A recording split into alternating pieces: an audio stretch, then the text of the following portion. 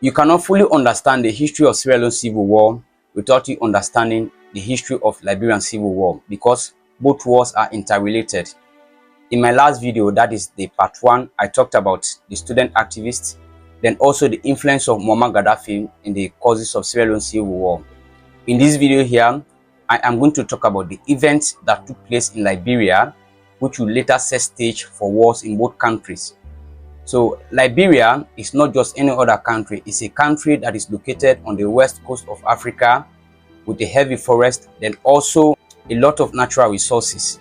So Liberia is a home of 16 indigenous ethnic groups.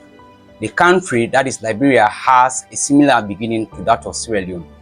Before the beginning of the 1820s, a group from the United States of America called the American Colonization Society, they bought a land on the west coast of Africa. This land here was bought for the resettlement of African Americans from the United States. And according to historical sources, most of these black people were once slaves. So after the land had been bought, these people were relocated to the west coast of Africa. But as time went by, their number expanded, then also their settlement grew. So in the year 1847, they declared themselves independent and established the Republic of Liberia. So they named the capital city Monrovia. So the name of this capital city was given after the former American president, who was called James Monroe. And these settlers later became known as the Americo-Liberians.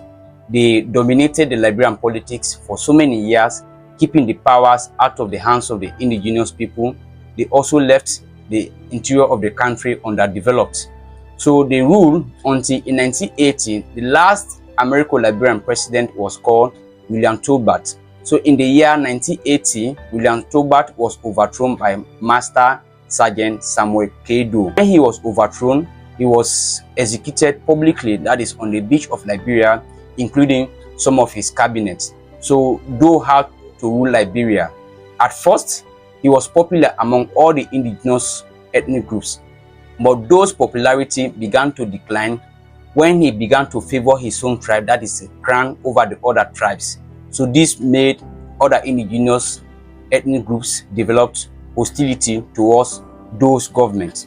And of course, the Doe regime was supported by the United States of America. During that time, it was during the Cold War, that is between USA and the Soviet Union. So USA was using Liberia as its Cold War ally, then also as one of the broadcasting centers for the Voice of America. That same year, that is in 1980, a young man named Charles Taylor returned to Liberia from university studies in the United States of America. So when he came, he was recruited in Samuel Kedo's administration as the head of purchasing. But in the year 1983, Charles Taylor was accused of embezzlement. So he had to escape to the United States of America. So whilst in America, he was arrested on extradition warrant and put into prison. So in the year 1985, Charles Taylor had to escape from prison and went to Mexico.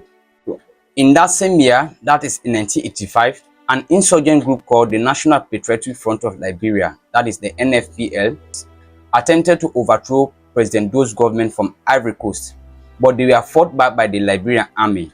In the NFPL, the dominant tribe were the Geo and the Mano tribe. So after this event, for Doe to revenge, so he had to label the two tribes at the same, and he was killing them. That is the Liberian army, they are killing members of those tribes. From Mexico, Charles Taylor traveled to Africa. When he traveled to Africa, he went to Ghana, where he met the remnants of the NFPL soldiers. Then later, he became their leader. Together, they had to move to Burkina Faso. So whilst in Burkina Faso, Charles Taylor became friend with Blaise Compaoré, and who was the second in command for the Burkinabe military. And during that time, Thomas Sankara was the president. So Charles Taylor and his NFPL colleagues, they were in Burkina Faso when Thomas Sankara was overthrown and killed. But no historical sources show that Charles Taylor and his men involved in the killing of Thomas Sankara. So later, Charles Taylor and his men had to travel to Libya to meet Muammar Gaddafi for support, and Muammar Gaddafi agreed to support them and also to train them in the revolutionary theory. Then in the year 1987, that is the student activist from Sierra Leone, that is the PANAFO, which means the Pan-African Union, went to Libya for a training course. So when they returned to Sierra Leone, the group had to split over strategy. While majority of the members of the group wanted revolution in Sierra Leone through education, but few members wanted revolution in Sierra Leone through guns and insurgency. Then later in 1988, that is in April, those group of people who agreed to bring revolution to Sierra Leone through armed and insurgency returned to Libya for another training. And this group included two committed student activist members. One was Abu Kanu and the other one was Rashid Mansari. So Foday Sankoh was also with them. Then later, Foday Sankoh became their leader because he was the oldest among them. Then he was also the one among them who had gained some military experience in the Sierra Leone army. You know, Foday Sankoh was once a soldier before he went to prison. So while in Libya, that is where Foday Sankoh and Chancellor met. The two men became friends and they agreed to help each other for the insurgencies in both countries, that is Sierra Leone and Liberia. So Blasi Compaoré agreed to transport weapons through Burkina Faso, and Muammar Gaddafi agreed to provide links to armed dealers in the insurgency.